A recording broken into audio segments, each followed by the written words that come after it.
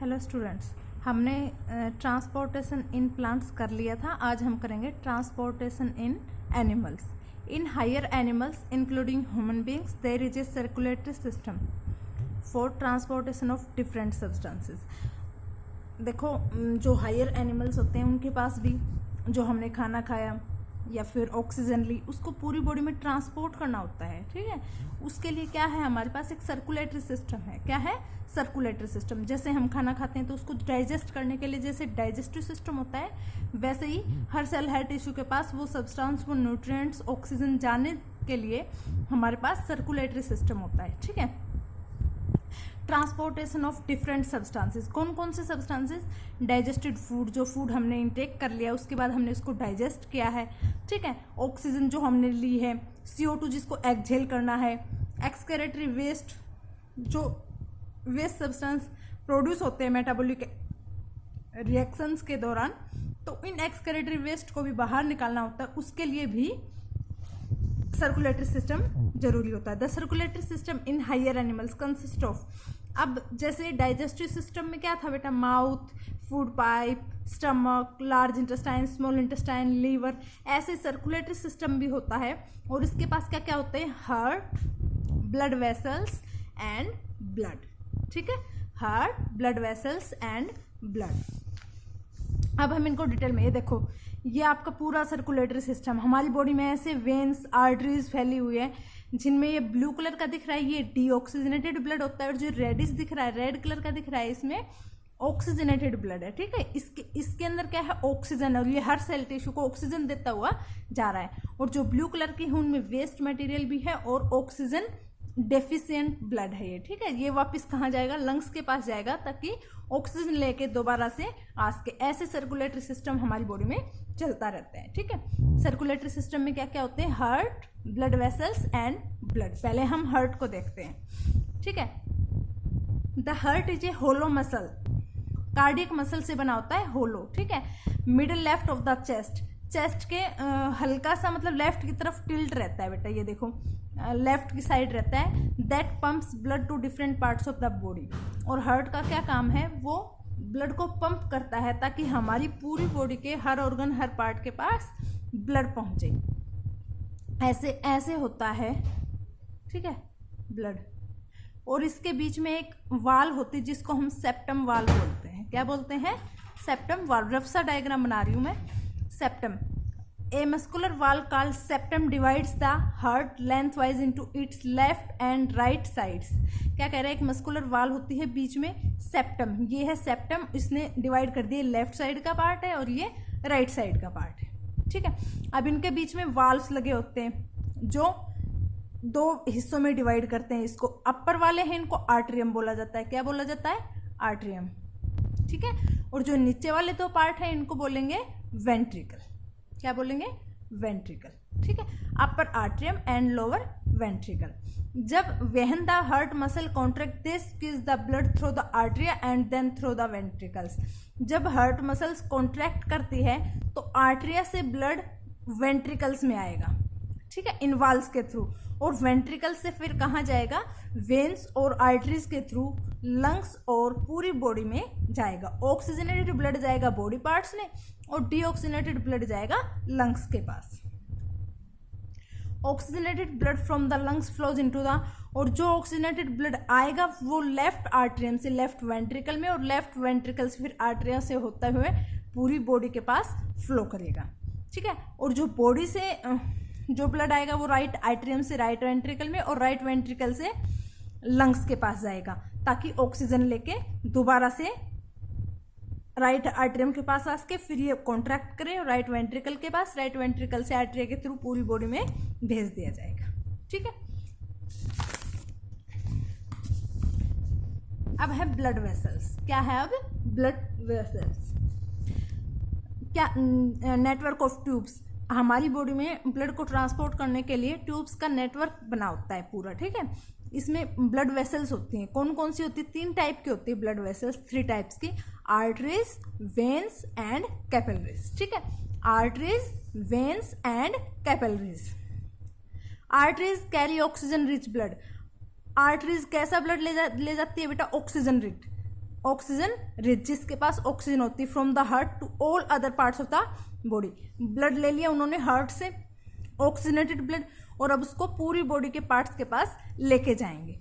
ठीक है, as blood flows through the arteries at a high pressure, और आपको पता है कि ब्लड को पंप कौन करेगा, हार्ट करेगा, और जो पंप करता है तो प्रेशर के साथ पंप करता है, तो जो ब्लड आएगा आर्टरीज में वो प्रेशर के साथ आएगा। इसीलिए आर्टरीज की जो वॉल होती है ना वो थोड़ी थिक होती है, इलास्टिक होती है, ताकि वो फट ना जाए प्रेशर से। ठीक है, the arteries branch out into smaller tubes, और ये आर्टरीज बाद में क्या होती है, छोटे छोटे ब्रांचेस में डिवाइड हो जाती है, ताकि जो अंदर वाले ऑर्गन्स और टिश्यू हैं उनके पास भी ब्लड पहुंच सके। और इनको हम क्या बोलेंगे, कैपिलरीज बोलेंगे। आर्टरीज ही डिवाइड हो जाती हैं छोटे छोटे ट्यूब्स में, उनको हम कैपिलरीज बोलते हैं, ताकि ये एंटर करें different organs of the body में और वहां पे भी ये ब्लड पहुंचा दे। दीज कैपिलरीज कम टुगेदर, अब ये कैपिलरीज ज्वाइन करेंगी। ठीक है, और क्या बनाएंगे, वेन्स बनाएंगे बेटा।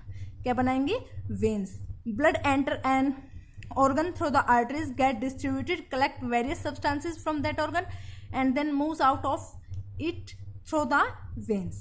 यहाँ से कैपिलरी से ब्लड आर्टरीज से कैपिलरीज में, और कैपिलरी से ऑर्गन्स के पास ऑक्सीजन दे दिया, और जो उनके पास जो वेस्ट मटेरियल था, कोई ऐसा सब्सटेंस था जो हमें नहीं चाहिए, वो वेन्स के पास पहुंचा देंगे कैपिलरीज के थ्रू। ठीक है, तो वेन्स कैसा ब्लड कैरी करेंगी, ऑक्सीजन डेफिशिएंट, मतलब जिसमें ऑक्सीजन नहीं होती है बट CO2 होती है, जो हमें वेस्ट के रूप में बाहर निकालनी है। CO2 रिच होगा, blood back to the heart, और वापस से वो ब्लड कहाँ आएगा, हार्ट के पास आएगा, राइट आर्टरियम के पास आएगा। राइट आर्टरियम राइट वेंट्रिकल के पास भेजेगा, राइट वेंट्रिकल वेना केवा के थ्रू लंग्स के पास भेजेगा। ठीक है, और लंग्स से फिर वो ब्लड क्या करेगा, ऑक्सीजन लेके वापस से लेफ्ट आर्टरियम में आएगा, लेफ्ट आर्टरियम से लेफ्ट वेंट्रिकल में, और लेफ्ट वेंट्रिकल से बॉडी पार्ट्स के पास भेजा जाएगा। ठीक है, और चूंकि ये वेन्स में ब्लड प्रेशर के साथ नहीं रहेगा, क्योंकि कैपिलरीज इकट्ठा करके डालती है, स्लो डालती है, तो इसमें प्रेशर ज़्यादा नहीं होता ब्लड का, तो इनकी जो वॉल्स होती है वो थिन होती है बेटा। ठीक है, क्योंकि यहाँ पर लो प्रेशर में ब्लड रहता है। वेन्स है, लेकिन वेन के पास क्या होते हैं, वाल्व्स होते हैं बेटा। क्या होते हैं, वाल्व्स। क्यों, क्योंकि ब्लड ऐसे जा रहा है नॉर्मल प्रेशर में, तो ताकि बैक फ्लो ना हो जाए, ब्लड वापस से पीछे की ओर ना आ जाए, इसके लिए इसमें क्या होते हैं, वाल्व होते हैं, ताकि ब्लड का बैक फ्लो ना हो सके। Hence blood flows in one direction only, that is towards the heart। Blood सिर्फ एक डायरेक्शन में फ्लो करता है, किस डायरेक्शन में, हार्ट की ओर। ठीक है, नाउ ब्लड हमने हार्ट कर लिया, ब्लड वेसल्स कर ली, और अब हम करेंगे ब्लड। ब्लड क्या होता है, blood is a fluid medium that helps in transport of different material through out the body. Blood एक फ्लूइड मीडियम है जो डिफरेंट मटेरियल है हमारी बॉडी में, उनको ट्रांसपोर्ट करता है। ठीक है, और ये मेनली 2 कंपोनेंट से बना होता है, एक सेल कंपोनेंट और एक लिक्विड कंपोनेंट। ठीक है, एक सेल कंपोनेंट मतलब सेल्स होती है इसमें, और कुछ लिक्विड मैटर होता है। सेल्स होती है मतलब एक टाइप की नेसल, 3 टाइप की सेल्स होती हैं। कौन कौन सी, RBC यानी कि red blood cells, WBC white blood cells, and blood platelets. ठीक है, दूसरा कंपोनेंट मैंने क्या बताया था, लिक्विड कंपोनेंट, जिसको हम बोलते हैं प्लाज्मा। क्या बोलते हैं, plasma, blood plasma. Let us know little more about these different components. अब हम देखेंगे कि क्या होता है ये सेल्स, मतलब कौन कौन सी सेल है, इनमें क्या होता है। RBC are cells containing the protein molecule. RBC वो सेल हैं जिनके पास एक प्रोटीन होता है जिसको हम बोलते हैं हीमोग्लोबिन, जिसकी शॉर्ट फॉर्म आप बोलते होंगे HB, है ना। कितना HB है, एक प्रोटीन मॉलिक्यूल होता है RBC के पास जिसका क्या नाम है, हीमोग्लोबिन। और आपको पता है हीमोग्लोबिन ही वो कैरियर है जो ऑक्सीजन को ट्रांसपोर्ट करता है हमारी बॉडी के पार्ट्स के पास। ठीक है, तो ऑक्सीजन को ट्रांसपोर्ट करता है, इसलिए हम इसको क्या बोल सकते हैं, रेस्पिरेटरी कैरियर। अगर मैं पूछूं रेस्पिरेटरी कैरियर क्या है तो हीमोग्लोबिन। ठीक है, blood is red in colour due to the presence of haemoglobin. और RBC में हीमोग्लोबिन प्रेजेंट होता है, जिसके कारण RBC रेड कलर की होती है, और RBC के कारण हमारा पूरा ब्लड रेड कलर का होता है। ठीक है, तो हमारा ब्लड रेड कलर का क्यों होता है, क्योंकि उसकी RBC में हीमोग्लोबिन प्रेजेंट होता है। ठीक है, जो कि रेस्पिरेटरी कैरियर होता है, यानी कि ऑक्सीजन कैरी करके हमारी बॉडी पार्ट्स के पास ट्रांसपोर्ट करता है। नाउ दूसरी कौन सी बताई थी, WBC।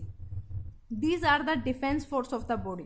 ये हमारी बॉडी की आर्मी है बेटा, यूँ लगा लो, आर्मी फोर्स, सोल्जर्स हैं ये, है ना। वाइट ब्लड सेल्स, क्योंकि जैसे ही उन्हें कोई बाहर का मटेरियल, कोई बैक्टीरिया, कोई डेड सेल दिखाई देगा तो ये उनको डिस्ट्रॉय कर देंगे, ठीक है। ये हमारी बॉडी को इन्फेक्शन से, डिजीज से बचाती है, ठीक है।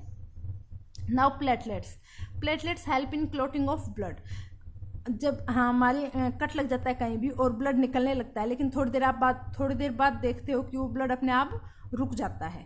कैसे रुक गया, ब्लड की क्लॉटिंग हो गई। इसमें हेल्प किसने की, प्लेटलेट्स ने। और आपको पता है इसके लिए विटामिन के जरूरी होता है। कौन सा विटामिन, विटामिन के, और जिससे एक कम बन जाता है, ठीक है। और हमारा ज़्यादा ब्लड लॉस नहीं हो पाता जब भी कोई कट लग जाए, एक्सीडेंट हो जाए तो क्लॉटिंग के कारण। क्लॉटिंग में हेल्प कौन करती है, प्लेटलेट्स, और प्लेटलेट्स के साथ विटामिन के। Now blood plasma. It is a stroke coloured liquid component of the blood. ये मतलब ये वाइटिश या येलोइश कलर का होता है। That normally holds the blood cells. और ये क्या करता है, इन ब्लड सेल्स को पकड़े रखता है। और ये 55% ब्लड में 55% प्लाज्मा होता है, और जो 45% है उसमें ये सेल्स होती है बाकी, ठीक है।